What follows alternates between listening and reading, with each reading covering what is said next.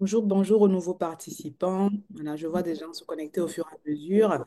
Il y a David qui est avec nous. Il y a Christian également. Bonjour Christian. Jean-Charles, bonjour.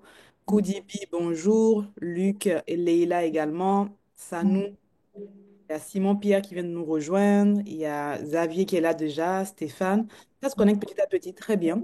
On va démarrer dans 2 minutes exactement. Euh, Ici, là, il y a un petit exercice, un brise-glace auquel tu vas te soumettre, Hassan, bien évidemment, avec des questions, des petites questions pour qu'on apprenne à te découvrir sous un autre angle, pas l'angle classique avec ta bio, mais une angle un peu plus décalé. On va faire cela. Très bien, je t'écoute. On démarre avec les questions dans 1 minute, le temps de laisser encore les derniers participants nous rejoindre. Il n'y a pas de Et question piège, j'espère. non, juste des questions toutes simples, questions courtes, réponses courtes, mais en général, on découvre l'expert sous un autre angle avec ces questions-là. En général. Il y a le Togo qui est connecté à ça. On a des gens du Togo, Paris, du Burkina. On a le Burkina également. Je suis quand même intéressée par l'audience en dehors de la Côte d'Ivoire et de la diaspora, notamment le Burkina, le Togo, qui est connecté. Voilà, ça veut dire que vous avez des projets d'investissement à Abidjan. Ok, Intéressant. très intéressant, oui, tout à fait. Et toi, Hassan, justement, dans tes clients en général, tu en as beaucoup de ce type qui sont en dehors de la Côte d'Ivoire, en dehors d'Abidjan? Oui, oui, oui, oui, bien sûr. Aujourd'hui, on a une grande partie de nos clients qui sont déjà présents, qui connaissent l'écosystème, mais une grande partie de nos clients aussi entendent parler de la Côte d'Ivoire, où justement beaucoup de fantasmes autour de la Côte d'Ivoire viennent nous voir avec énormément de questions et nous demandent de les accompagner sur le pilotage de leurs différentes opérations, oui, principalement. C'est deux typologies de clients différents. Ceux qui sont déjà là sont un peu plus aguerris et ceux qui ne maîtrisent pas l'environnement sont beaucoup plus ouverts généralement aux conseils que l'on est capable de leur prodiguer. D'accord. Très bien. Ben, on va démarrer avec le brise-glace. Donc, je vais demander à Team Entourage de mettre Hassan en plein écran. Je vais arrêter mon partage pendant quelques secondes pour qu'on mette Hassan en plein écran. Parfait. Hassan, on a 3 à 4 questions pour toi. Brise-glace, des questions courtes, des réponses courtes, mais avec beaucoup d'impact. Première question, Hassan. Comment tu te définirais en 2 mots? 2 mots. Comment je me définirais en deux mots? Oui, les 2 mots qui te qualifient le plus. Hmm. Alors je dirais humble et persévérant. On peut savoir pourquoi? Pourquoi? Alors humble parce que pour moi, la vision des affaires ne ne se sépare pas de l'humilité. Donc c'est pour moi un trait fondamental et nécessaire pour perdurer. En tout cas, je ne conçois pas les affaires autrement. J'aime bien entreprendre, mais toujours en gardant la tête sur les épaules, hein. On apprend toujours, on apprend avec ses clients, on apprend avec les personnes à qui on donne des conseils, on apprend avec ses enfants. Donc voilà, toujours garder la tête sur les épaules, quels que soient les petits succès que l'on peut avoir au quotidien. Parce que je pense que le succès véritable, il se mesure sur la durée. Et c'est dans plusieurs années qu'on verra si on est endurant ou pas. Et si on manque d'humilité, on ne peut pas être endurant. Tout à fait. Deuxième question pour toi. Quelle est la leçon principale que tu as apprise durant tout ton parcours? Il y avait une leçon. Une leçon que j'ai appris durant tout mon parcours. Oui, Waouh. le Alors oui, principal. ici, il y en a une qui est claire, c'est mettre le client au cœur de toutes les préoccupations. Tout simplement. Voilà, le client est le cœur et la base de tout. On peut avoir toute la meilleure stratégie du monde, les meilleures théories, les meilleures données, les meilleures informations. Si on ne met pas le client au cœur de nos préoccupations, on rate 80% de notre business. Très clair. Deuxième question pour toi. Quel conseil tu aurais aimé donner 20 ans plus tôt? C'est-à-dire qu'aujourd'hui, si tu dois conseiller le Hassan d'il y a 20 ans, c'est quoi le conseil que tu lui donnerais? Alors, je dirais au Hassan d'il y a 20 ans, sois beaucoup plus méthodique, minutieux, précis et curieux dans tout ce que tu entreprends. Parce que comme je le disais précédemment, la seule et unique chose qui fait évoluer, c'est l'apprentissage, l'accumulation de connaissances qui crée de l'expérience. Donc voilà, j'aurais aimé perdre un petit peu moins de temps et dès le départ avoir une volonté d'apprentissage aussi accrue que maintenant. Hmm. Donc, mais un apprentissage méthodique. Exactement, un apprentissage méthodique. Donc, moins bâcler certains sujets, même quand j'étais salarié, peut-être avoir une vision beaucoup plus précise, beaucoup plus pointilleuse de toutes les missions que je pilotais. Donc voilà, j'aurais dit que le Hassan, il y a 20 ans, aurait dû être beaucoup plus minutieux. C'est clair. Et quatrième, voire dernière question. Si tu étais un animal, tu serais lequel et pourquoi? Hmm. Alors là, bonne question. Si j'étais un animal, je serais lequel et pourquoi? Bon, alors j'aime bien les oiseaux. Non, en fait, non, j'aime pas les oiseaux plus que ça. J'aime bien la sensation de liberté Hmm. que dégagent les oiseaux. Donc je dirais un oiseau, peut-être un aigle, hein, pour ne pas être une proie. Voilà, simplement pour la sensation en fait de prendre de la hauteur, surtout de voler et d'avoir le sentiment de planer, quoi. Donc Hmm. un oiseau pour la liberté, voilà, La liberté, oui, je vois. Et ça se rapproche beaucoup aussi de l'entrepreneuriat, cette liberté. tout à Et fait. ça donne. Tu vois, c'était facile, hein? C'est pas Oui, compliqué. finalement, ouais, je m'attendais à pire. Tu Ça a été, vois. Et ça a peut-être été- un dernier mot sur Entourage. Qu'est-ce que tu penses de cette initiative qui nous réunit aujourd'hui? Et même pourquoi tu as rejoint cette initiative, même? J'apprécie énormément cette initiative. C'est d'ailleurs pour ça que je suis là aujourd'hui. Comme je te l'avais déjà dit, hein, je n'ai pas du tout pour habitude de me mettre en avant, ni à travers des masterclass, ni à travers des conférences, ni à travers rien. Mais au contraire, je me dis que si j'avais connu Entourage en 2015, quand j'ai commencé l'entrepreneuriat à Abidjan, ça m'aurait fait gagner quelques mois, voire quelques années précieuses. Quand je vois la qualité aujourd'hui des experts qui sont présents, je suis persuadé que tout entrepreneur ou tout salarié souhaitant le devenir peut gagner un temps fou aujourd'hui en bénéficiant de certains conseils avisés. Donc, je suis un pur partisan d'entourage, bien que je sois tout nouveau sur la plateforme. Merci. Et justement, je te remercie pour cette masterclass déjà à l'avance parce que, comme tu as dit, tu es tout nouveau et tu as accepté de jouer le jeu dès maintenant. Alors que d'habitude, c'est les experts qui sont là depuis quelques mois qui passent maintenant en masterclass. Donc, merci Hassan pour la confiance et le... J'aurais demandé de gagner encore quelques mois. Moi, tu m'as dit que ça faisait partie du processus logique d'intégration. Voilà, on va dire que c'est mon bizutage, c'est pas grave. Exactement, exactement. Merci beaucoup, Hassan. Je vais reprendre la main 2 secondes pour partager mon écran et présenter l'initiative, hein, justement, Entourage, pour l'audience qui ne nous connaît pas.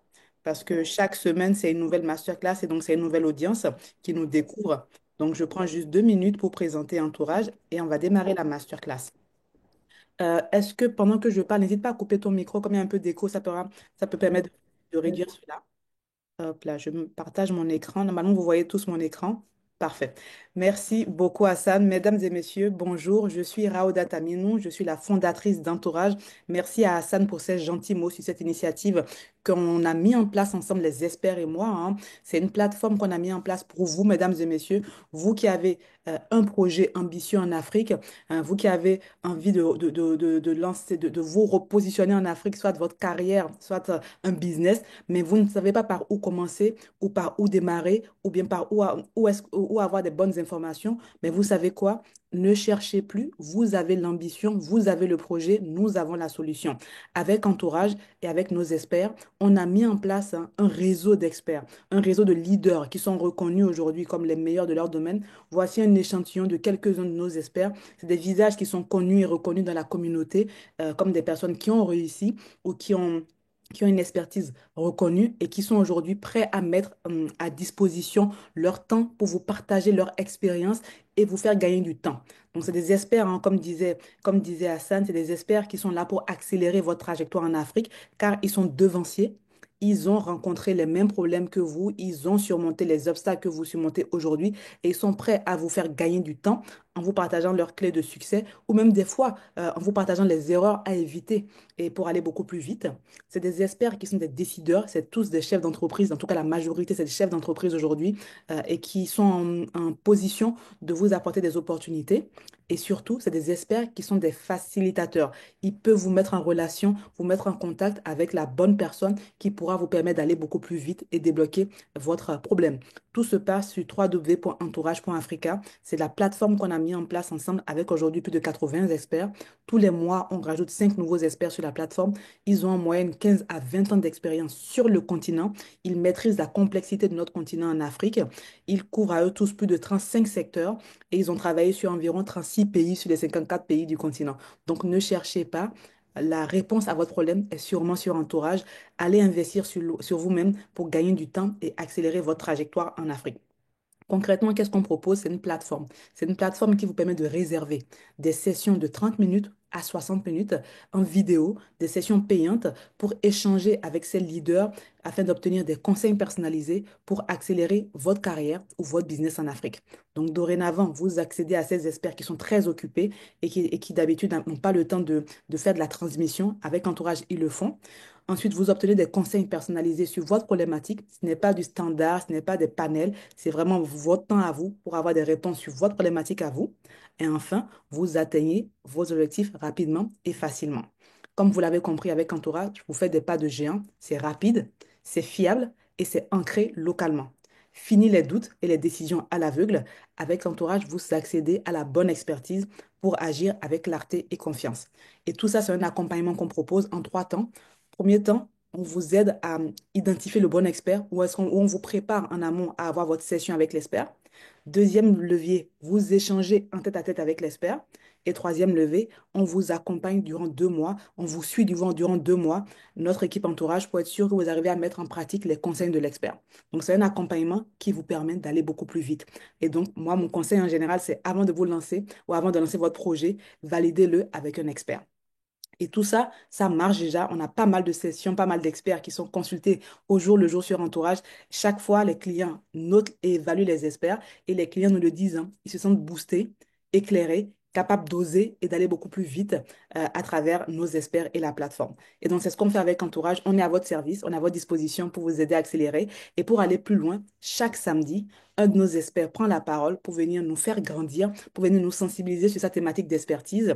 Et ce samedi, c'est M. Hassan Ijazi qui nous fait l'honneur de nous former sur sa thématique d'expertise, investir dans l'immobilier à Abidjan, opportunités stratégiques ou mirages spéculatifs. Donc, Hassan, la parole est à toi. Merci pour cette masterclass encore qui va nous ouvrir les chakras, comme on aime bien le dire. Et bien sûr, cette masterclass est enregistrée et sera disponible sur YouTube pour que vous puissiez la regarder à nouveau quand vous le souhaitez.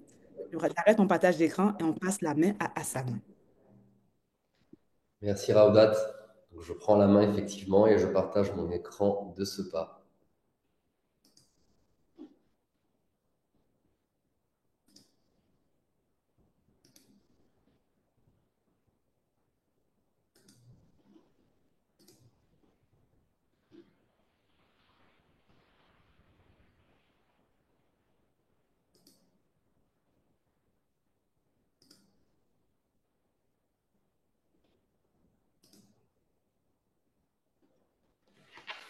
On voit bien ton écran, je te confirme. Parfait, parfait, j'allais poser la question. Donc, bonjour à tous encore une fois, merci pour votre présence, hein. Merci Raoudat encore une fois pour l'initiative. Alors le mot masterclass est un peu fort, hein, parce qu'en toute humilité, je compte donner quelques insights sur ce qu'est le marché immobilier aujourd'hui abidjanais.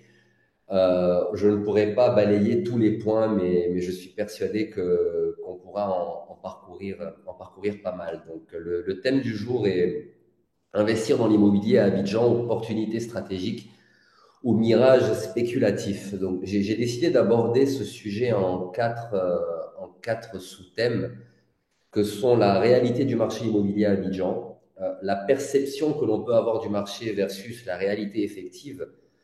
On essaiera d'identifier ensemble quelques poches d'opportunités. Et enfin, je tenterai de vous donner quelques clés sur comment structurer un investissement solide et pérenne. Attaquons tout de suite avec cette première partie, qui est la réalité du marché immobilier à Abidjan. Donc, quand on parle d'immobilier à Abidjan, on parle d'un marché immobilier extrêmement dynamique, probablement l'un des plus dynamiques de la région.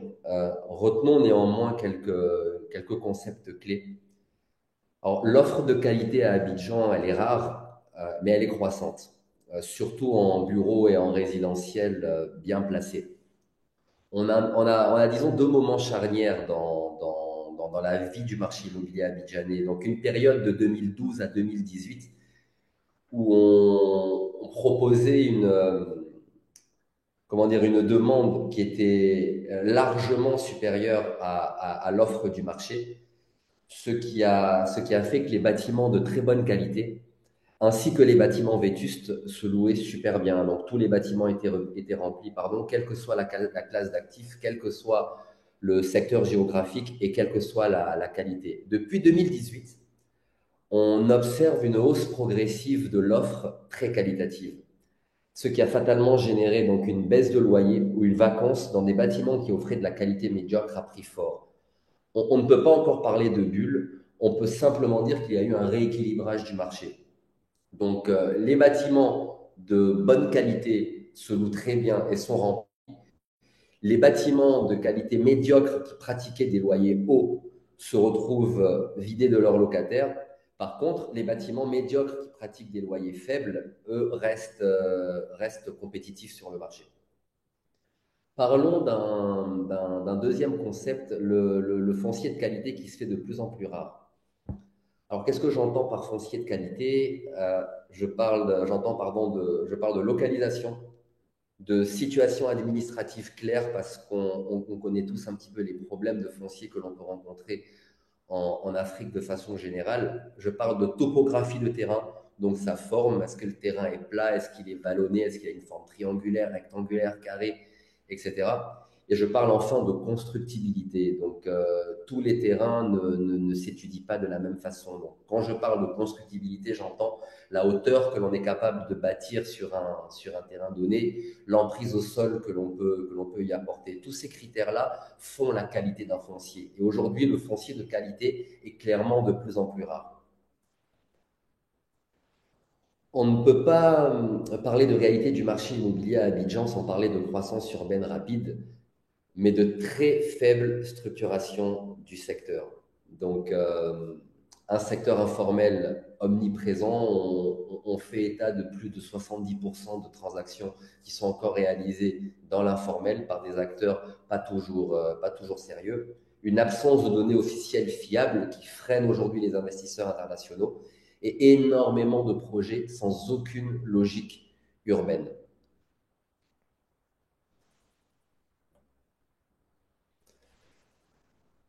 Toujours dans la réalité du marché immobilier d'Abidjan, essayons de faire un petit panorama. Alors, je ne peux pas parler de tous les secteurs géographiques, mais je vous invite vivement à télécharger le panorama du marché de l'immobilier Abidjan 2024, qui est disponible sur le site web de HA Properties. Il est téléchargeable gratuitement. Je le précise, vous aurez des tendances de toutes les communes d'Abidjan, ainsi qu'un baromètre qui donne les tendances des différentes zones. Donc aujourd'hui, on va se concentrer sur deux zones à peu près, Marcory et Cocody, et on tentera de parler un petit peu de Bassam. Donc parlons déjà de Marcory, essayons de comprendre un petit peu ses caractéristiques. Donc Marcory est une zone mature. C'est une zone qui est aujourd'hui mixte, mais qui est historiquement résidentielle, qui est devenue tertiaire progressivement. Donc j'entends par tertiaire bureau, commerce et logistique. Bon, elle était historiquement résidentielle et industrielle, et elle est devenue tertiaire avec le bureau et les commerces. C'est une zone qui offre une très intéressante constructibilité. On peut aller très haut et on peut construire large au niveau de l'emprise au sol. Mais mon analyse néanmoins de Marcory, donc, c'est que c'est une zone qui est toujours à la mode, On entend souvent je veux un terrain à Marcory, je veux un terrain à Marcory, mais c'est une zone dont l'urbanisme n'est pas du tout maîtrisé. C'est un peu la cacophonie aujourd'hui. L'attractivité de Marcory, elle est stagnante. Certains disent en baisse. Moi, je dirais non, elle n'est pas en baisse, mais elle est stagnante. On a vécu un pic exponentiel de 2012 à 2018 et depuis 2018, on a le sentiment que l'attractivité, elle se stabilise. Le coût du foncier est clairement en hausse. Il est toujours en hausse. L'offre est super importante dans toutes les classes d'actifs, donc il faut quand même faire attention quand on investit à Marcory. Les loyers sont stagnants, voire légèrement en baisse, et les rendements de manière générale à Marcory sont en baisse. Entre 2012 et 2018, on pouvait faire des opérations extraordinaires à Marcory. Depuis 2018, les données se sont un petit peu stabilisées. Parlons maintenant de Cocody. Alors, Cocody, c'est une zone en mutation lente dans certains quartiers. Et c'est une zone très mature dans d'autres quartiers comme Cocody Ambassade, qui a probablement le plus faible taux de transaction aujourd'hui dans le Grand Abidjan. C'est une commune qui est principalement résidentielle, mais qui commence à avoir une offre tertiaire progressive. Vraiment, petit à petit, on sent qu'il commence à y avoir des commerces de ci, de là, et ça devient très intéressant. Il se passe quelque chose d'assez sympa à Cocody. La constructibilité, par contre, elle est faible. Contrairement à Zone 4, Marcory, où on peut monter haut, Cocody, dans la plupart des quartiers, on est limité à R+1 et on a une emprise au sol qui est très faible. Elle est dans l'ordre de 40 à 45%, ce qui n'est pas super intéressant pour des développeurs. Mais mon analyse de Cocody, alors, l'urbanisme maîtrisé, la présence d'espaces verts, l'harmonie architecturale du lieu en fait quand même un quartier à l'attractivité croissante. Il y fait bon vivre, les loyers sont plutôt intéressants, c'est un quartier où on peut marcher, où l'air est encore respirable, etc., etc. Le coût du foncier est en hausse. L'offre proposée par le marché de Cocody reste largement inférieure à la demande. Les loyers sont clairement en hausse aujourd'hui à Cocody. Donc le rendement est légèrement en baisse dans certaines classes d'actifs comme le résidentiel. Néanmoins, il est en hausse dans d'autres classes d'actifs comme le tertiaire. Donc aujourd'hui, si on a la possibilité de faire un bâtiment de bureau ou un mini centre commercial à Cocody, ça peut offrir des rendements super intéressants. Les rendements sont aussi en hausse dans d'autres secteurs géographiques de Cocody, comme Mbadon ou Abata, des secteurs qui offrent une constructibilité plus intéressante. Contrairement à des quartiers comme Riviera Golf, où on est limité à R+1, aujourd'hui à Mbadon, on peut monter un peu plus haut, R+3, R+4, ce qui fait quand même que les rendements en résidentiel sont très intéressants dans certains quartiers de Cocody. Parlons un petit peu de Bassam. Alors Bassam, est un cas d'école, selon moi. Alors, un célèbre article pardon, paru Le Point il y a quelque temps faisait état que 50% des villes africaines n'existent pas encore en raison de la forte pression démographique. Bassam en est, selon moi, la parfaite illustration. Donc, la zone est passée d'un secteur spéculatif à un secteur en cours de mutation, voire mature, en très peu de temps. À Abidjan, typiquement, cela a coïncidé à la création de l'autoroute de Bassam, et toute la zone située entre l'autoroute de Bassam et la route nationale est en train de se développer à vitesse grand V. Donc, des projets d'envergure qui sont portés par des promoteurs très solides sont en train de voir le jour dans tous les sens dans ce secteur géographique.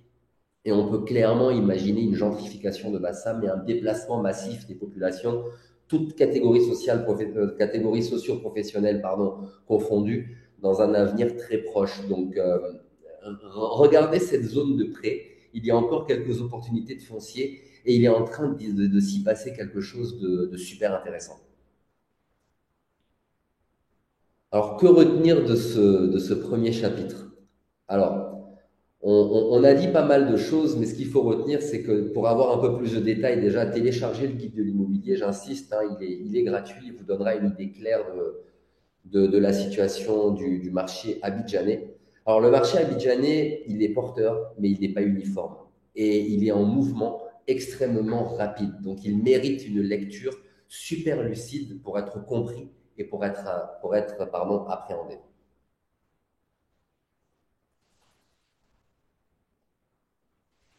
Alors, attaquons tout de suite avec la seconde partie, donc la perception du marché versus sa réalité effective. Donc, c'est un point qui m'intéresse particulièrement dans la mesure où on a beaucoup trop d'idées reçues sur l'immobilier à Abidjan. Donc, beaucoup d'investisseurs pensent qu'il suffit d'acheter ou d'avoir un terrain, de construire pour pouvoir le vendre et le mettre en location en un claquement de doigts. Mais la réalité, elle est tout autre. Le marché est beaucoup plus tendu qu'on ne le pense. Il est porteur, mais il est tendu.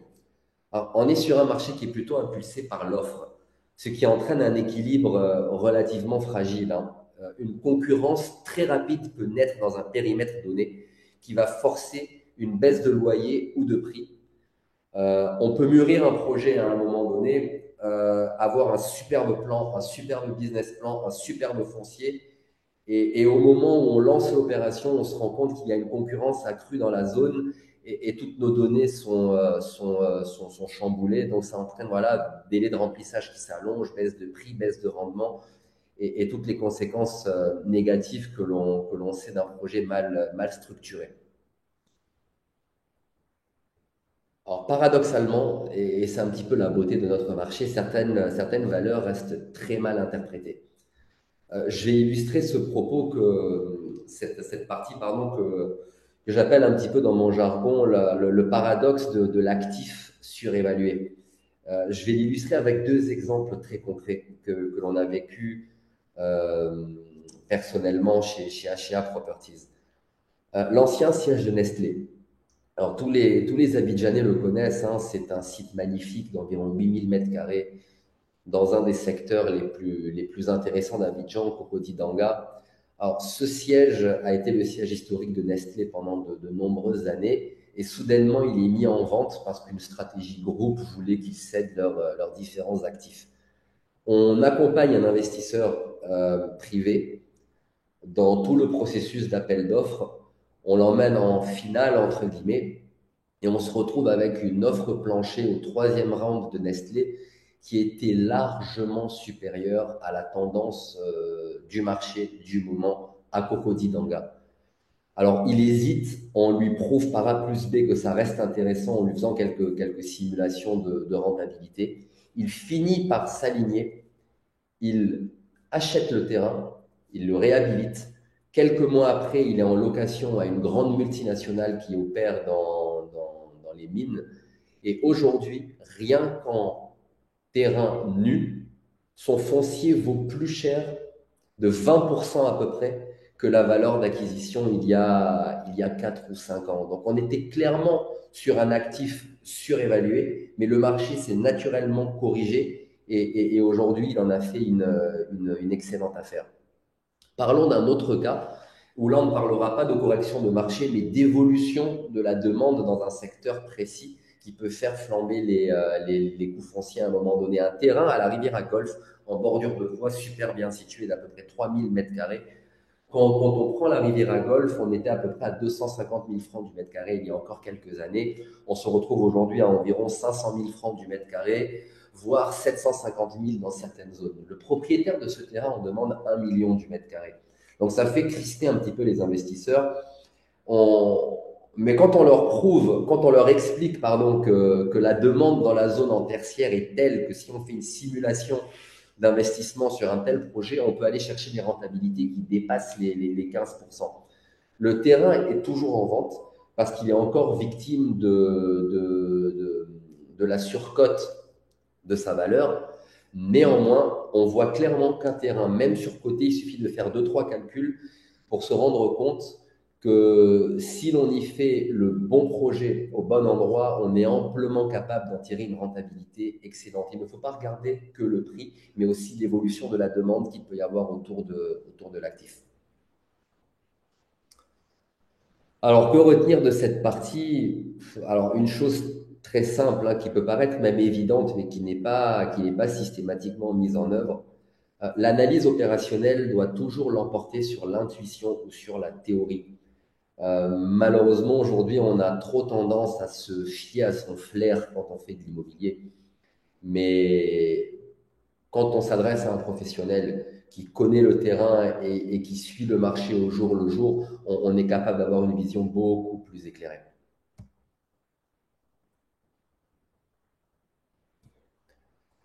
Alors, abordons cette troisième partie, donc identifier les vraies poches d'opportunités. Commençons par parler d'un concept. Est-ce qu'une zone mature signifie absence d'opportunité? Alors, non. Une zone mature signifie simplement qu'il faille réinterpréter le foncier. Alors, comment est-ce qu'on réinterprète le foncier? On peut réhabiliter, on peut changer d'usage, donc transformer un bâtiment résidentiel en bâtiment de bureau, transformer un hangar en bâtiment de bureau, etc., etc. Ou on peut repositionner l'actif, faire un gros ravalement de façade, retaper les parties communes, rehausser le niveau de service, et on change de positionnement. Donc, dans une zone mature, on peut détenir du foncier ou avoir quelques opportunités. Il suffit de réinterpréter le foncier et on est capable de valoriser le bien. Je vais vous prendre trois exemples très concrets que j'aborderai rapidement. Ces trois exemples me parlent particulièrement parce que ce sont des opérations que j'ai pilotées à titre personnel en parallèle à mes activités de conseil en immobilier. J'ai aussi une société de développement et je fais du développement patrimonial, donc que l'on garde en locatif. Un beau bâtiment sur le VGE qui était totalement vétuste, qui rapportait un niveau de loyer pas suffisamment intéressant par rapport à la tendance. Avec très très peu d'investissement, nous avons réhabilité la façade, refait les parties communes, totalement transformé des vieux hangars désaffectés qui étaient à l'arrière du bâtiment.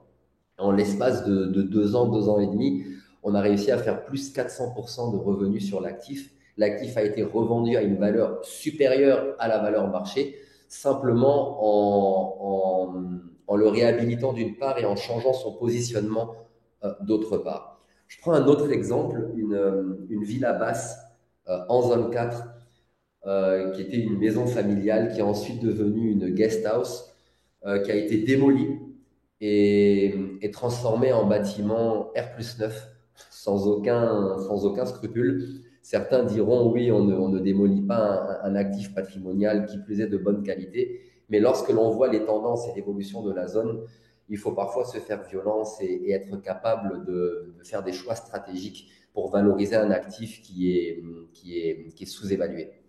Et enfin, dernier exemple, et là on parlera plus de changement d'usage, un beau site résidentiel dans une zone assez premium à la Riviera Golf 4 qui accueille exclusivement du résidentiel est transformé en petit ensemble de bureaux bien conceptualisés avec un système de sécurité intéressant pour les locataires potentiels.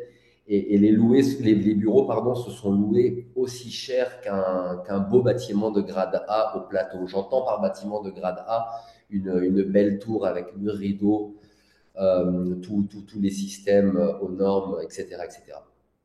Donc on a dit pardon qu'une zone mature ne signifiait pas pardon une absence d'opportunité. On peut maintenant naturellement se poser la question, est-ce qu'une zone en mutation est un pari risqué? Alors, je vais répondre à cette question en prenant un seul exemple, hein, la zone de Engrais. Alors, Engrais-Chu précisément, euh, cette zone-là, en fait, est l'exemple même de l'intelligence de la ville. Cette zone prouve que les choses finissent par se réguler seules et naturellement. Donc, une zone qui était vouée à être une cité dortoir avec du résidentiel uniquement est naturellement devenue un écosystème à lui seul en plein cœur d'Abidjan. Donc, hôpitaux, restaurants, rooftop, commissariat de police, etc., etc. Donc, Engrais aujourd'hui est une zone qui dispose encore de fonciers qui vont aussi entre 100 000 et 150 000 francs du mètre carré. Euh, Quand aujourd'hui, une zone comme même Badon, il y a 7 ou 8 ans de cela, proposait du foncier entre 100 et 150 000 francs du mètre carré. Aujourd'hui, Mbadon, c'est pas moins de 500 000 du mètre carré, en l'espace de 4 à 5 ans. Je dirais qu'Engrais va vivre sensiblement la même chose. Engrais est en train de se métamorphoser. La Y4, la moins isolée, on peut encore trouver du foncier intéressant à engrais. Donc, précipitez-vous, achetez des terrains par là-bas. La zone est en train de vivre quelque chose d'assez sympa. Donc, typiquement, la zone d'engrais va nous prouver qu'une zone en mutation n'est pas un pari risqué. Tous les voyants sont au vert pour démontrer le potentiel pardon, de ce secteur.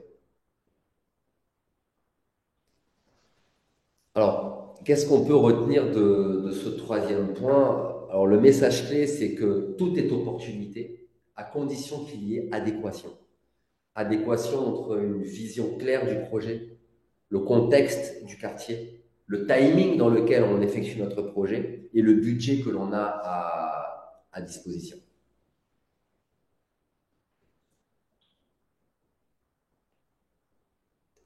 Alors, on va essayer de rentrer un petit peu dans le dur avec comment structurer un investissement solide et pérenne. Je n'ai pas la prétention de vous, comment dire, de vous vendre du rêve en vous communiquant une recette secrète. C'est certains points qui vont paraître évidents pour certains, beaucoup moins évidents pour d'autres. Mais en tout cas, que nous, en tant que professionnels de l'immobilier, on se rend compte que ces étapes-là ne sont quasiment jamais respectées.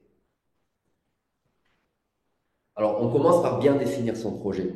Donc, bien définir son projet, ça veut dire ne pas subir les possibilités que l'on a pardon, à notre disposition.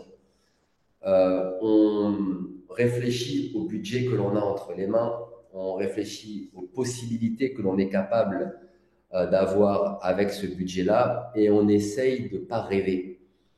L'argent ne tombe pas tout seul, les banques ne prêtent que si le projet est bien structuré. Alors, on structure son montage donc, en se posant quelques questions. Est-ce que j'ai de l'equity? Est-ce que j'ai des biens à donner en garantie?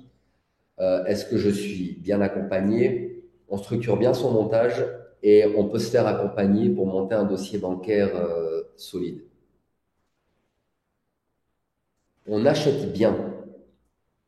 Alors, ça peut paraître évident, mais ce n'est pas systématiquement le cas. Qu'est-ce que j'entends par bien acheter? Donc, j'entends par bien acheter, acheter au juste prix, ou même plus haut si le potentiel suit. On en parlait tout à l'heure, le fameux paradoxe de l'actif surévalué.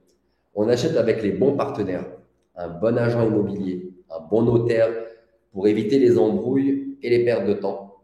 Et enfin, quand on achète, on s'assure de l'alignement entre le projet que l'on aura défini, le budget que l'on peut avoir à disposition et la cible qu'il y a dans le périmètre. Point très important que l'on néglige souvent, on conçoit bien. Donc bien concevoir signifie tout simplement s'entourer d'un architecte pragmatique. Alors, j'entends par architecte pragmatique quelqu'un qui ne vous fera pas de belles 3D pour vous faire rêver, mais quelqu'un qui est capable d'avoir une vision opérationnelle, de vous poser les bonnes questions, de comprendre votre vision et de vous concevoir un projet qui est en adéquation avec vos moyens. Le bon architecte, c'est pas le bon pote, c'est pas le cousin, c'est pas celui qui nous est recommandé par un ami et qui propose de faire des plans gratuitement. On peut avoir des plans gratuits, mais quand même attention aux offres gratuites. J'insiste sur ce point, l'architecte pragmatique est la clé de succès de votre opération. Enfin, enfin non, c'est l'avant-dernier point, on commercialise bien. Donc, comment est-ce qu'on commercialise bien? Tout simplement, on s'entoure d'un agent immobilier agréé. Tous les agents immobiliers agréés ne se valent pas. En fonction de la classe d'actifs que l'on souhaite développer ou du secteur géographique dans lequel se trouve notre projet, on benchmark et on s'adresse à la société la plus compétente, capable de valoriser notre actif. J'insiste beaucoup sur ce point parce que c'est un aspect qui est négligé. On a souvent tendance à croire qu'on peut commercialiser seul. Première erreur. On a souvent tendance à croire qu'en diffusant notre actif à tout le monde, on le vendra ou on le louera plus vite. Deuxième erreur.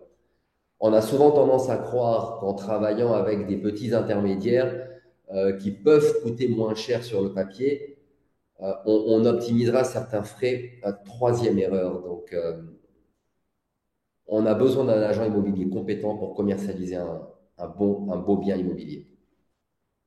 Enfin, bien gérer son actif. Donc, bien gérer son actif, ce n'est pas seulement encaisser des loyers. Bien gérer son actif, c'est optimiser les charges d'exploitation, mettre en place un système de maintenance préventif, curatif, performant, être à l'écoute de ses locataires, avoir un système de gestion des requêtes. Tout cela permet de minimiser les vacances, d'optimiser les rendements et d'avoir logiquement un bien meilleur retour sur investissement. Alors, quand on structure et qu'on pense investissement immobilier, il faut faire très attention aux biais que peuvent être les émotions, l'orgueil et l'ego. J'insiste beaucoup sur ces trois points euh, pour, euh, pour des raisons claires que l'on vit au quotidien. Donc, les émotions tout d'abord.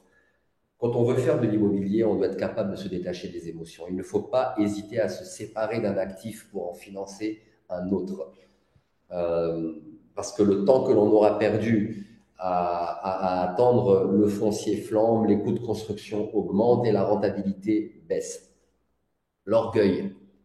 Un propriétaire, avant de vouloir se faire plaisir, euh, non, plutôt, l'orgueil, je voulais plutôt dire, excusez-moi, ne pas hésiter à s'orienter vers les actifs justement surévalués.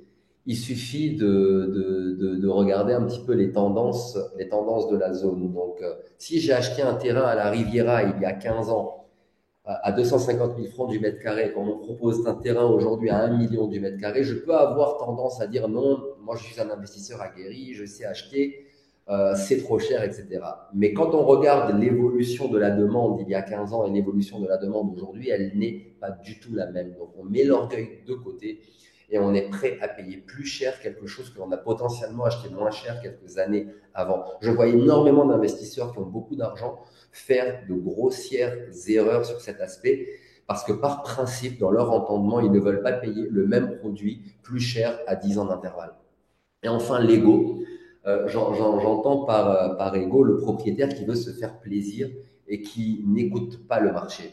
Donc, si j'ai un beau foncier dans une zone un petit peu populaire, je ne ferai pas un bâtiment de bureau avec un magnifique rideau. Euh, Si j'ai un beau foncier dans une belle zone et que je me rends compte que je dois faire certaines concessions architecturales pour avoir une meilleure optimisation technique, donc une meilleure fonctionnalité du bâtiment, il ne faut pas hésiter. On a vu de très beaux bâtiments avec de très belles façades, mais qui ne sont pas du tout fonctionnels, et les locataires ne sont pas nécessairement heureux dans ces bâtiments-là. Donc on met l'ego de côté, on essaie d'être rationnel, d'être pragmatique, d'être précis dans le projet que l'on pilote. Sauf si, bien sûr, on a un budget qui est illimité et qu'on ne fait pas d'immobilier pour l'argent ou pour la rentabilité, mais pour la gloire. Là on parle d'autre chose. Alors, pour conclure cette quatrième partie, je dirais que l'immobilier est une science presque exacte, hein. Dès lors que la méthodologie est la bonne, il y a peu de chances de se tromper. Donc, on a souvent tendance à faire de l'immobilier, à faire de l'immobilier un passe-temps ou de traiter un sujet immobilier comme un hobby.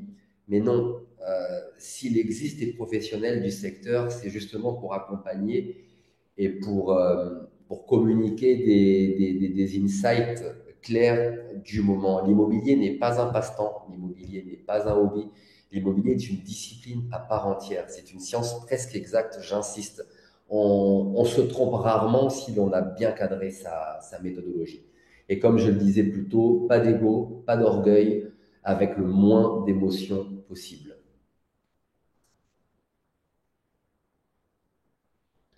Alors, en conclusion, est-ce que Abidjan est un marché d'opportunités?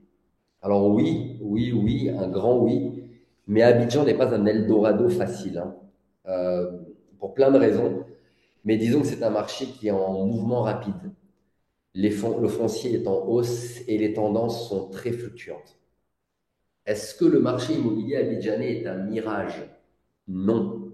Ce n'est pas un mirage spéculatif, mais c'est un marché exigeant. C'est un marché qui nécessite une lecture lucide, une grande adaptabilité et une capacité forte à anticiper les aléas. Alors, je suis persuadé qu'un projet sera systématiquement réussi si on le monte, on le pilote avec une structure ayant un ancrage local fort, ou si on a soi-même un ancrage local fort, si l'on a une vision très opérationnelle, donc là on met de côté les indicateurs macroéconomiques qui font bien dans une présentation et on essaye de se focaliser sur les données claires qui émanent du terrain. Si l'on structure le projet intelligemment et si l'on anticipe toutes les possibilités. Merci à tous pour votre attention. Merci Hassan pour cette keynote. J'ai pas mal de notes et il y a pas mal de questions qu'on a collectées à l'avance. Et tu as des réactions justement de l'audience. Maintenant, on voit les réactions en live. Tu vois voilà, sur le coin là, tu vois les réactions de l'audience. Il y a une dizaine de questions qu'on a collectées à l'avance, mais j'ai l'impression qu'il y en a pas mal auxquelles tu as répondu. Donc, on va quand même les parcourir un petit peu et tu pourras les approfondir cas par cas. Mesdames et messieurs, le Q&A est ouvert. Si vous voulez en profiter pour mettre quelques questions dans le live, à Sam, tout à l'heure, il va les parcourir et regarder et en prendre deux ou trois auquel il réagira en live. Il y en a déjà une ou deux qui commencent à arriver. N'hésitez pas, le Q&A est là, c'est là en bas, Q&A. Je vais commencer avec les questions qu'on a reçues à l'avance sur cette thématique. La première, Hassan, c'est lié au montant de la hausse des prix aujourd'hui à Abidjan et en Côte d'Ivoire. Selon toi, on te demande, c'est quoi les principaux moteurs qui influencent aujourd'hui l'évolution des prix immobiliers dans les différents quartiers d'Abidjan? C'est une question très très intéressante, hein. Comme je le disais tout à l'heure en prélude de la présentation, ce qui est bien dans ce genre d'exercice, c'est que même nous, en tant que spécialistes, quand on voit la pertinence de certaines questions, ça nous pousse aussi à la réflexion et finalement on structure un peu certaines idées que l'on avait déjà, mais que l'on n'avait pas nécessairement formalisées. Donc déjà, merci à tous pour ces questions très intéressantes. Ça a été un enseignement pour moi, rien qu'en les traitant. Alors, je dirais que ce qui peut expliquer un petit peu la hausse des prix, donc c'est la rareté du foncier de qualité. Donc, on a déjà donné les critères de ce que pouvait être un foncier de qualité. Alors, classique, données économiques, croissance démographique, bien sûr, l'amélioration des infrastructures et le dynamisme économique aujourd'hui que vit la Côte d'Ivoire. Il y a quand même un effet de mimétisme avec beaucoup de spéculation foncière. Donc, l'immobilier, c'est à la mode. Mon voisin achète, j'achète, etc. Il y a le retour des investisseurs aussi. Donc, les investisseurs de la diaspora et les investisseurs de façon générale aussi qui a contribué à la hausse des prix. Et je rajouterai un dernier point, c'est la situation géopolitique de certains pays. Donc, quand avant, je pense que des remontées de dividendes étaient systématiques vers d'autres pays, aujourd'hui, les fonds restent, sont réinjectés, sont réinvestis. Et on sent que même au niveau des acteurs internationaux, il y a une belle dynamique. Donc, voilà, je pense que ces quelques points-là peuvent expliquer les hausses des coûts du foncier aujourd'hui. Très clair. Avant d'aller sur la deuxième question, j'ai oublié, mais je voulais te le préciser. Est-ce que tu peux brièvement nous présenter ton parcours? Parce que je ne sais pas si tout le monde te connaît forcément ici. Parce que plusieurs fois, tu as parlé de H&A Properties, mais est-ce qu'ils savent ce que c'est? Est-ce qu'ils savent c'est ton parcours qui justifie toute cette expérience, s'il te plaît? Oui, bien sûr, bien sûr. Alors, je fais de l'immobilier depuis à peu près 15 ans maintenant. J'ai commencé à faire de l'immobilier à Madagascar entre 2010 et 2015. Je suis rentré à Abidjan en 2015. J'ai créé une société de services en immobilier qui s'appelle H&A Properties. En parallèle à cette société de services, je suis développeur immobilier. Donc, je m'entraîne à travers ma structure de services et je développe moi-même des opérations. Donc tout ce que je vous dis là et tous les conseils que je donne, ce sont des conseils que je me suis déjà donnés à moi-même à plusieurs étapes de mon parcours. H&A Properties, rapidement, quelques chiffres, c'est environ une cinquantaine de collaborateurs, c'est un portefeuille d'à peu près 500 lots en gestion, c'est une croissance de plus 400% à l'espace de 4 ans, de 2021 à 2025. Et H&A Properties en 2025, là, janvier 2025, a été cédé à un groupe international qui s'appelle Nood. C'est un groupe qui appartient à l'AFM, l'association familiale Mullier, les propriétaires entre autres de Auchan, Decathlon, Leroy Merlin. Donc, je suis toujours dirigeant dans l'entreprise pendant un certain temps. Donc voilà, HA a été cédé, c'est simplement pour vous démontrer, entre guillemets, la belle envergure qu'a pu prendre cette entreprise en très peu de temps. Donc en parallèle à ça, je suis développeur immobilier, donc j'ai développé environ 7000 mètres carrés. C'est tout petit à l'échelle d'un gros promoteur, mais c'est gros à mon échelle en tout cas, parce que ce sont des projets qui ont été pilotés de bout en bout, vraiment structurés à la force du poignet, avec beaucoup d'agilité, beaucoup d'adaptabilité, sans trop de théorie, que de la vision terrain, de l'opérationnel, de l'opérationnel, de l'opérationnel. On a actuellement donc 4000 mètres carrés de bureaux en zone 4, 1000 mètres carrés de bureaux à la Riviera, et à peu près 1500 à 2000 mètres carrés d'appartements meublés à la Riviera toujours, plus quelques développements en cours. Et enfin, le troisième volet de mon parcours, création d'une entreprise spécialisée en fit-out, donc aménagement de bureaux. Et là, on est plus dans la construction. Donc voilà, j'ai dû en dire beaucoup en peu de temps. J'espère que j'ai été assez précis. Ah, tu étais très précis. Je pense que ça donne une vision encore Voilà. plus claire à l'audience sur, sur quoi, sur quoi tous les éléments que tu as développés dans la keynote ont été fondés. Là, on comprend mieux d'où ça vient. Alors, on repart sur le Q&A rapidement parce que je vois qu'il y a pas mal de questions que les gens te posent dans le live déjà. Donc, on va parcourir les questions. Et s'il y en a que tu as déjà couvert durant la keynote, voilà, on le passera rapidement, hein. On te demande, ici, Hassan, l'immobilier, pardon, reste-t-il une valeur refuge en Côte d'Ivoire et quels signaux permettent d'anticiper un retournement du marché? Alors, ça, c'est une question qui revient souvent. C'est une question qui revient très souvent. Est-ce qu'on vit une bulle? Est-ce que c'est une valorisation réelle? C'est une excellente question. Alors, moi, je dirais que dans certaines zones, comme dans toutes les communes un petit peu matures, comme le plateau, comme la commune de Cocody, comme la commune de Marcory, on est sur une valorisation qui est réelle parce qu'elle est due à la rareté du foncier dans ces zones, mais elle est aussi due à une demande qui est clairement solvable. Donc, aujourd'hui, un beau bâtiment au plateau, un beau bâtiment à Cocody, un beau bâtiment en zone 4 se louera et se louera à de très très bons locataires et ce n'est pas prêt de s'arrêter. Dans d'autres zones un peu plus en mutation, on dira que certains prix sont tirés par des anticipations spéculatives. Là, c'est beaucoup moins intéressant. Je ne pourrais pas en citer là comme ça, mais on a clairement des zones aujourd'hui où des réserves foncières sont constituées, les prix flambent parce qu'on attend de nouveaux investisseurs, mais finalement, il ne se passe pas grand-chose. Là, je mets quand même un petit bémol sur une bulle qui potentiellement peut péter. Mais je dirais que grosso modo, qu'il n'y a pas de bulle généralisée, mais des poches de surévaluation. Voilà, on va rester quand même mesuré dans ce qu'on dit. Je suis pas devin, j'ai pas la science infuse, je ne peux pas me projeter s'il y a une bulle spéculative, mais en tout cas, je n'en ai pas j'en ai pas l'impression. Et justement, est-ce qu'il y a des précautions que tu donnerais à ces investisseurs-là pour se protéger des impacts d'une bulle immobilière? Alors oui, on fait de la qualité déjà. On fait de la qualité. La qualité est rarement impactée par les crises. On évite l'effet de mode. L'effet de mode est un très mauvais conseiller, donc on n'achète pas parce que le voisin a acheté. On se diversifie. On se diversifie par secteur géographique et par typologie d'actifs. Donc, avoir des actifs Abidjan Nord, Abidjan Sud, du bureau, du résidentiel, de l'industriel, du divertissement, pourquoi pas. Voilà, principalement. Ok, non, non, c'est assez clair comme précaution. La question suivante, je pense que tu l'as abordée durant la keynote, mais on veut bien que tu la développes un petit peu plus.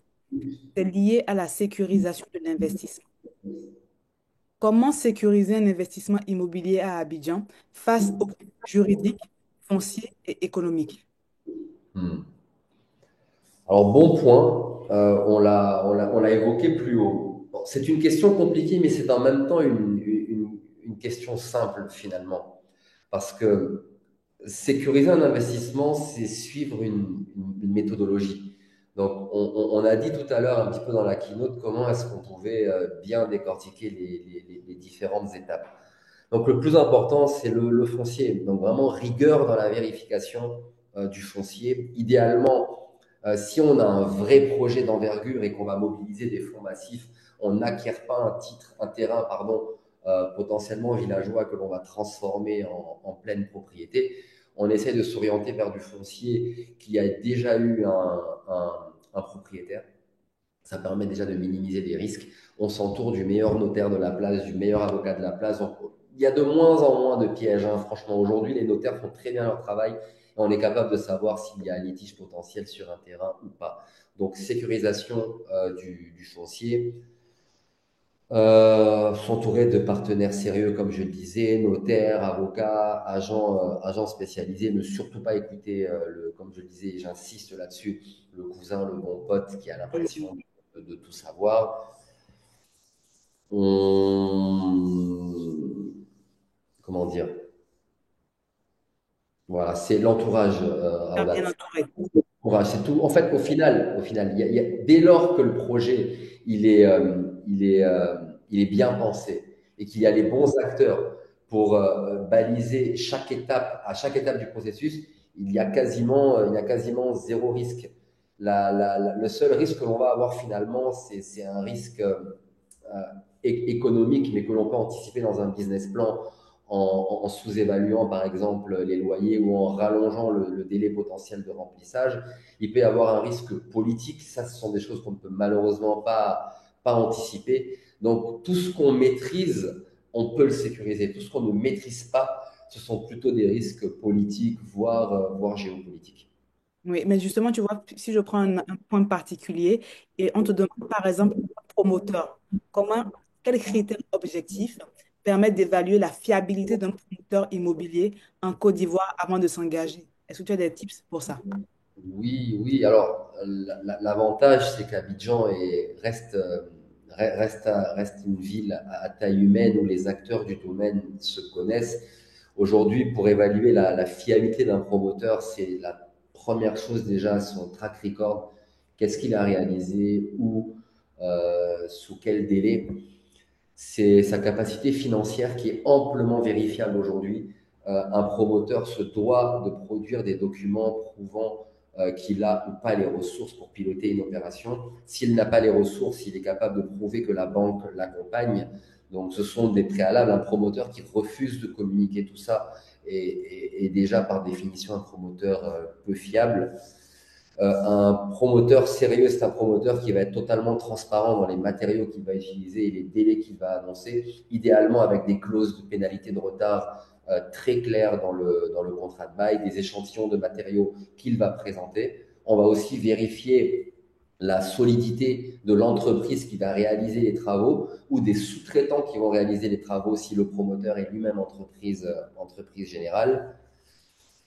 Et puis voilà, voilà, Oui, grosso modo. Donc, si on devait récapituler, c'est track record, capacité financière, transparence du promoteur. très clair. Question suivante, Hassan, c'est par rapport à l'évolution de la demande. Comment tu évalues aujourd'hui les attentes des ménages et des entreprises en matière de logement ou de bureaux à Abidjan et comment intégrer cela dans une stratégie d'investissement? Alors, c'est une question très intéressante qui, elle, par contre, est un peu compliquée. Mais je vais je vais tenter d'y apporter des esquisses de réponses compliquées. Pourquoi? Parce que le domaine dans lequel moi j'opère est un domaine, je ne dirais pas de niche, pas du tout, mais ce n'est pas ce qui s'adresse finalement à monsieur tout le monde.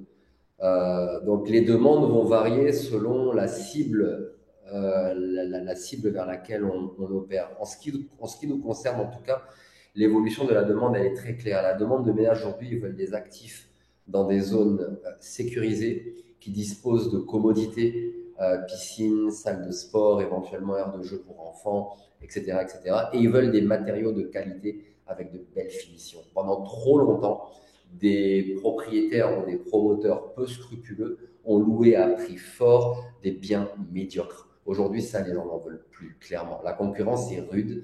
Si l'actif est de qualité et que c'est le voisin qui l'a fait, on donne le préavis, on déménage et on va là où on paiera la même chose, voire un peu plus, et pour une qualité supérieure. Il y a de plus en plus de bouchons à Abidjan.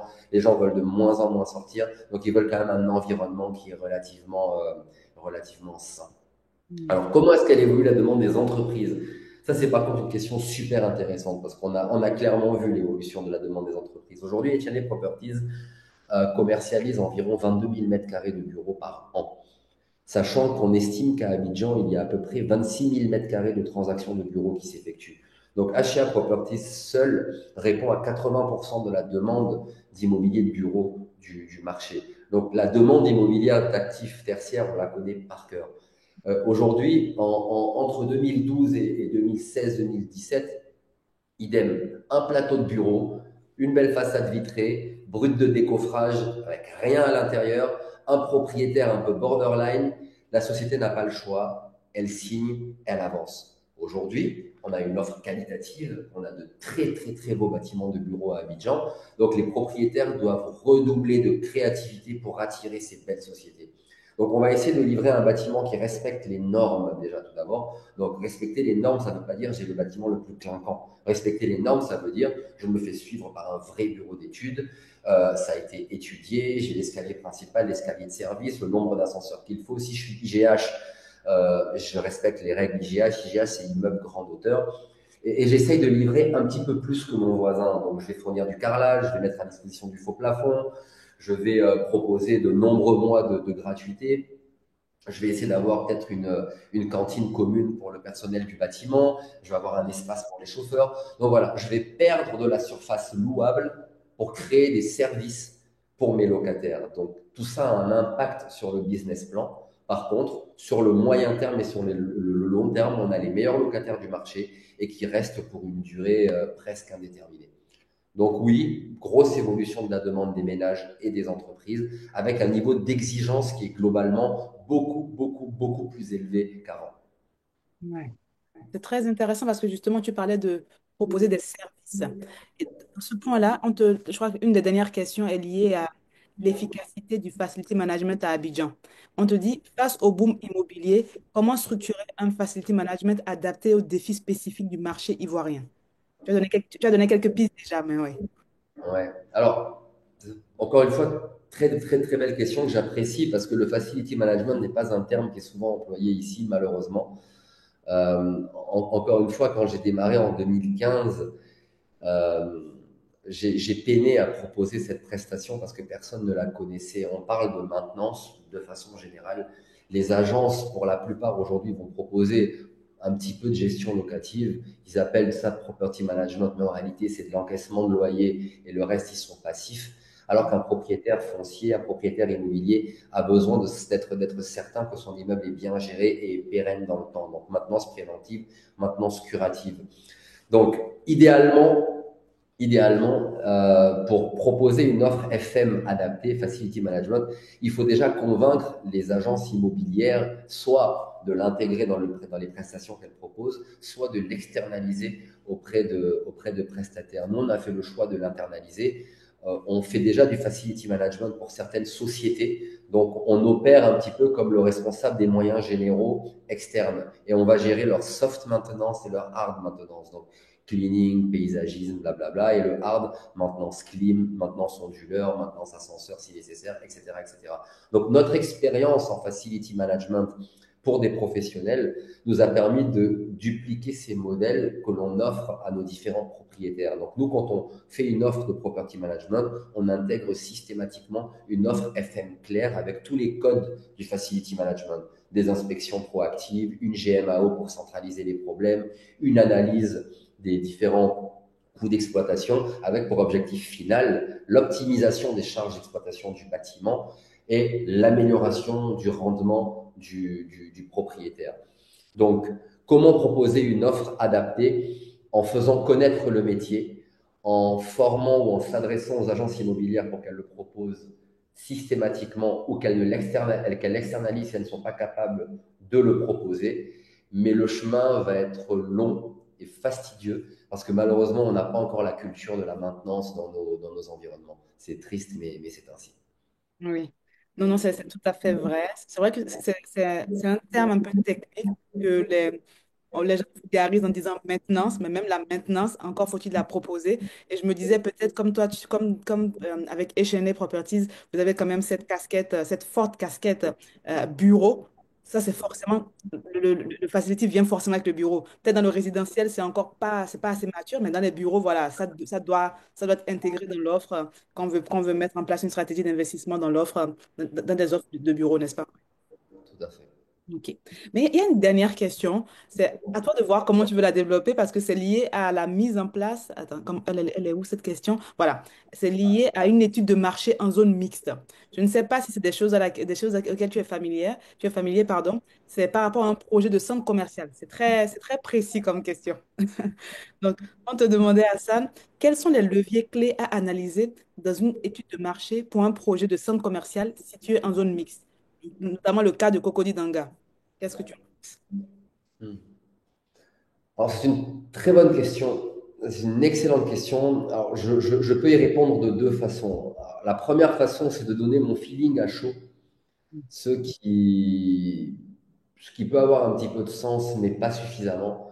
Et la seconde, c'est de faire travailler les spécialistes qui vont benchmarker l'environnement et produire quelque chose d'un peu plus précis.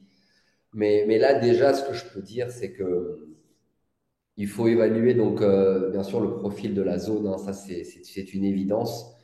On sait que c'est une zone qui est résidentielle à fort pouvoir d'achat et quelles sont les habitudes de consommation des ménages qui vivent dans ce secteur lorsqu'ils font leurs courses.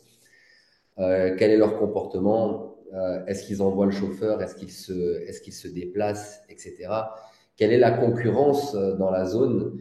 Est-ce que pouvoir ramener le coiffeur du coin ou le boulanger du coin ou la pharmacie du coin qui paye un loyer probablement très ancien, est-ce qu'il viendra dans un centre commercial sachant qu'il aura un pas de porte, qu'il aura des loyers plus importants, mais surtout, est-ce que, comment dire, est-ce que s'il ne vient pas, la personne que l'on installera à sa place ne sera pas suffisamment forte pour le concurrencer? Enfin, il y a trop de critères à prendre en considération. Ça mérite qu'on les développe. Mais là, globalement, un projet de centre commercial à Cocody-Danga peut être intéressant, mais il faut quand même prendre des pincettes. Très clair. Écoute, Hassan, merci pour ces premiers éléments de réponse aux questions qu'on a collectées. On a fini avec les questions qu'on a collectées à l'avance. Donc, on va te laisser 5 minutes pour reprendre un peu ton souffle parce que tu nous as beaucoup alimenté en informations. Et je vois qu'il y a 5 questions. Tu as 5 questions dans le Q&A que l'audience t'a posées. L'idée, c'est que pendant les 5 minutes où moi, je vais présenter la collaboration entre Entourage et toi, pour ceux qui souhaiteraient échanger avec toi, que tu lises tranquillement les questions. Et tout à l'heure, on va en prendre quelques-unes et tu vas répondre directement au live aux participants. Ça te va? Très bien, très Parfait. bien, parfait. N'hésite pas à couper ton micro en attendant, pendant que je présente. Donc, mesdames et messieurs, dans quelques instants, hein, Hassan va répondre au Q&A. N'hésitez pas à en profiter. Si vous avez des dernières questions à lui poser, n'hésitez pas à en profiter pour les écrire dans le Q&A. Hassan va y répondre en maximum 5 minutes. Je veux juste présenter le profil d'Hassan sur Entourage pour ceux et celles parmi vous qui seraient intéressés d'échanger avec lui. Comme il a dit, hein, c'est au cas par cas. Il nous a fait une superbe keynote. Il a répondu à toutes les questions qu'on a eues à l'avance. Mais une fois de plus, c'est vraiment au cas par cas. Il faudrait qu'il prenne le temps de comprendre votre problématique, votre projet à vous, pour qu'il vous apporte des réponses sur mesure. Et si vous souhaitez avancer dans ce sens, la réponse se trouve, hein, sur la plateforme Entourage avec le profil d'Hassan. Vous pouvez réserver une session en tête-à-tête pour lui présenter votre problématique. Et il vous apportera des réponses. Comment ça se passe en général avec nos experts comme Hassan? C'est en 3 étapes. Première étape, lorsque vous réservez votre session d'échange en tête-à-tête avec lui, vous pourrez envoyer vos questions, vos problématiques de questions à l'avance. On va préparer une petite fiche à Hassan pour qu'il puisse un petit peu faire des recherches sur votre problématique, sur votre projet, de telle sorte que l'échange privé que vous aurez avec lui, en vidéo bien sûr, il vous apportera des éléments de réponse. une sorte de feuille de route pratique. Et à la suite de cet échange avec Hassan, ben, l'équipe entourage et moi-même, on fera le suivi auprès de vous pour être sûr que vous arrivez à mettre en place les conseils et que votre projet avance. Donc, c'est vraiment en trois étapes qu'on a pensé pour vous aider à accélérer votre trajectoire. Donc, si vous êtes prêt à échanger avec lui et si vous souhaitez échanger avec lui, tous nos experts comme Hassan, hein, ils jouent le jeu et ils accordent en moyenne 1 heure, maximum 2 heures par semaine sur la plateforme. Avec Hassan, c'est tous les mercredis. C'est uniquement les mercredis à 16 heures GMT. C'est en moyenne 1 heure par semaine qu'il nous accorde, les mercredis à 16 heures GMT. Donc, si vous souhaitez échanger avec lui dès la semaine prochaine, son agenda est ouvert sur la plateforme. Le lien de son profil est dans le chat, je crois. Vous pouvez aller voir son profil, lire sa bio, lire justement le guide dont il a parlé. Je crois qu'il y a une question sur ça. Hassan, tout à l'heure, on demandait c'est quoi où trouver le guide de l'immobilier que H&A Properties a développé. Ça se trouve sur le profil d'Hassan sur Entourage. Ça se trouve également sur le site de H&M Property. On vous mettra le lien dans le profil d'Hassan. Et donc, vous pourrez réserver votre session. C'est tous les mercredis à 16 heures GMT pour échanger avec Hassan. Et ça se passe en trois étapes, comme je disais. Une préparation stratégique en amont, qui est incluse dans notre offre. 15 minutes où on vous aide à bien préparer votre session avec Hassan.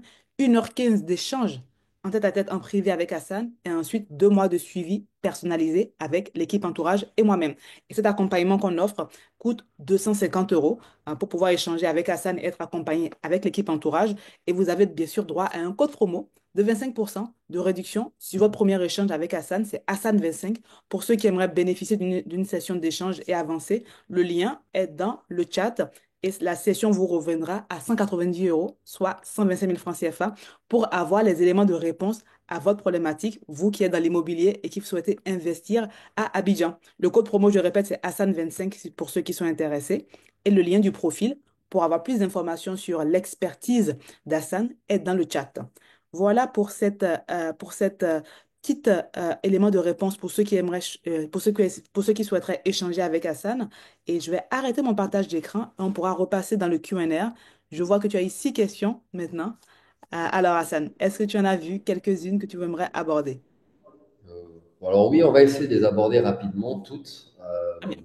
On a un petit peu de temps encore. Donc merci Hassan pour toutes ces informations. Avez-vous une liste de partenaires de confiance, agents IMO, architectes, notaires, banquiers que vous pouvez nous partager? Waouh! Je ne pourrais pas partager tout le monde là comme ça. Je ne pourrais pas non plus donner de nom parce que j'en ai certains qui vont me dire mais pourquoi tu as cité lui et pas l'autre? Mais Exactement. aujourd'hui, à Abidjan, il y a de la compétence partout, sincèrement. Je pense que rien que. Alors, les agents IMO, on peut générer la liste des agents immobiliers agréés par le ministère de la Construction. Donc, il y a 4, 5 agences qui sortent du lot, pardon, pas plus. On peut facilement les trouver. Les bons architectes, idem, hein, un architecte agréé, regarder un petit peu ses références et potentiellement lors d'un call, je pourrais donner mon avis, idem pour les notaires et pour les banquiers. Donc, il y a de la compétence partout, mais ça va être très compliqué pour moi d'en citer certains maintenant et pas d'autres. Je suis désolé pour ça. Est-ce que c'est des choses qu'on peut retrouver dans le guide, ça, Hassan? Malheureusement, non. Non, non, malheureusement. Parce que c'est vrai que j'aurais peut-être que pour la V2, je mettrais une liste non exhaustive Mhm. certains tiers de confiance avec qui on peut D'accord. collaborer pour des opérations. C'est un très bon point, ça. Très bien. Alors, à Abidjan, qu'est-ce qui marche? L'achat, vente ou la location ou encore le BNB, Airbnb, tout marche, tout marche, tout marche. Tout marche à condition de bien le structurer, franchement, à condition de bien le structurer. Tout dépend du projet que l'on a. On peut faire de l'achat-vente si on a pour objectif de faire fructifier un capital. On peut faire du locatif si on a pour objectif de constituer un portefeuille patrimonial. En fait, tout dépend véritablement de ses propres ambitions, de ses mains. Donc, on commence par faire un panorama de sa propre situation, un, un- comment dire, un check-up de sa situation, et en fonction de ça, on définit son projet. Peux-tu mieux préciser le nom du document téléchargeable qui donne la tendance et l'évolution du secteur? Oui, panorama du marché de l'immobilier à Abidjan 2024 et baromètre urbain d'Abidjan. Les deux sont téléchargeables sur Entourage, hein, tu m'as dit. Et le guide, on a mis, ouais, le lien. Oui, Voilà, donc le lien, je pense que Raoult pourra mettre le lien dans le chat s'il y en a un avec tout le monde, comme ça vous pourrez télécharger directement de là-bas. c'est bien. Alors, merci Hassan pour la présentation, belle analyse sur Abidjan. Nous pouvons avoir une vue rapide sur Yamoussoukro. Euh, j'ai tendance à ne pas m'embarquer dans ce que je ne connais pas, mais j'entends qu'il y a de belles perspectives à Yamoussoukro avec un probable déplacement de certaines cités administratives. Et j'entends de plus en plus les professionnels du secteur me dire qu'il va se passer des choses merveilleuses à Yamoussoukro dans les années à venir, mais je ne peux pas en dire plus. C'est vraiment du feeling et des bruits que j'entends. Voilà, mais je ne connais pas particulièrement. Je suis sur un projet de construction d'un immeuble, mais je peine à trouver des financements. Ma question est de savoir si les banques financent réellement ce type de projet, surtout venant de la diaspora qui n'a pas de revenus sur place. Alors, les banques à Abidjan financent, mais les banques à Abidjan financent mal. Il faut qu'on se dise les choses comme elles sont. Elles prennent des garanties, comme partout, hein, j'ai envie de dire, mais elles en prennent encore plus ici. Donc, si le foncier est détenu et qu'il est clean et qu'il est possible de le donner en garantie, ça fait déjà un bon point de marqué. Si vous avez du capital à mettre à disposition de la banque sur un DAT, c'est un deuxième point positif pour ce projet. Si vous souhaitez vendre une partie de votre opération plutôt que de tout garder en location, c'est un troisième point positif. Donc oui, les banques financent, les banques peuvent prêter à la diaspora à condition, malgré tout, que certains critères clés soient respectés. Je suis négociateur en immobilier pour le compte d'une société. Comment intégrer un réseau d'acheteurs crédibles et solvables? Waouh! Alors ça, c'est la question à 1 million d'euros. Je crois que tous les conseillers, tous les négociateurs immobiliers se la posent. Il n'existe pas un réseau d'acheteurs crédibles et solvables. Le réseau d'acheteurs crédibles et solvables est le réseau que l'on se constitue avec le temps et à la force du poignet. Alors j'ai tendance à dire à mes conseillers, si vous voulez être un bon conseiller et avoir un bon réseau, il faut que lorsque vous avez une opportunité, vous puissiez téléphoner à un de vos clients et avant de regarder l'opportunité, il, euh, il écoute votre point de vue. Hmm. Le jour où un client vous dira, donne-moi ton ressenti, si tu me dis que c'est bon, j'achète, si tu me dis que c'est pas bon, j'achète pas, vous serez devenu un bon négociateur en immobilier et vous aurez a priori le bon réseau d'acheteurs potentiels. Donc en fait, on n'accède pas à un réseau d'acheteurs pour proposer un ensemble de produits. On se constitue un réseau d'acheteurs parce qu'on est devenu une référence en la matière. Et une référence, c'est être capable d'avoir un regard critique sur les projets que l'on vend. On n'est pas commercial, on est conseiller. Et donc conseiller, il y a conseil. Voilà. Très clair. On a répondu à toutes les questions. Merci Hassan d'avoir joué le jeu. Moi, j'ai une dernière question. Juste avant ma dernière question, équipe entourage, est-ce que vous pouvez faire apparaître le petit sondage? Le petit sondage pour ceux qui aimeraient bien échanger avec Hassan et qui souhaiteraient qu'on les assiste dès lundi. J'ai une dernière question pour toi, Hassan. Comment tu pourrais résumer l'expertise ou l'expertise que tu souhaites mettre à disposition de la communauté entourage? Comment tu penses les accompagner? S'ils réservent une session avec toi en tête-à-tête, à quoi peuvent-ils s'attendre? Alors, une session tête-à-tête avec moi, ça va être un discours franc, un discours direct, un discours sans théorie. Voilà, je suis loin des grandes théories et des beaux chiffres qui font joli sur une présentation. C'est vraiment des cas concrets si possible. Si quelqu'un a une idée ou a un projet, c'est me donner le maximum d'informations. Et en quelques secondes, déjà, j'aurai mon ressenti. Mais on va essayer d'être capable de traduire ce ressenti avec des chiffres. Donc finalement, l'immobilier, on parle de coût d'investissement, potentiel de location ou potentiel de vente, rendement. Et ces trois points-là, on est capable de les aborder amplement en une session de 30 minutes. Donc, généralement, une réunion avec moi, même en dehors d'entourage, quand je conseillais avant d'être sur cette plateforme, c'est j'ai un projet, qu'est-ce que tu en penses? Et on décortique ensemble rapidement les éléments, on se pose les bonnes questions. Et mon interlocuteur, très souvent, en ressort avec une vision claire, s'il fait, s'il ne fait pas, et s'il doit faire, sous quelles conditions. Ça, c'est en ce qui concerne le côté insight marché immobilier. Mais on peut aussi parler d'entrepreneuriat, on peut aussi parler de réalité du marché à Abidjan, on peut parler de beaucoup de choses. Ok, très clair. Et voilà, aussi bien côté résidentiel que côté bureau, il y a pas de, t'as pas de prise, voilà. Bureau, résidentiel, logistique, voilà, tout immobilier. Dès lors que ça touche Abidjan et le Grand Abidjan, on peut parler d'immobilier de façon très, très, très large.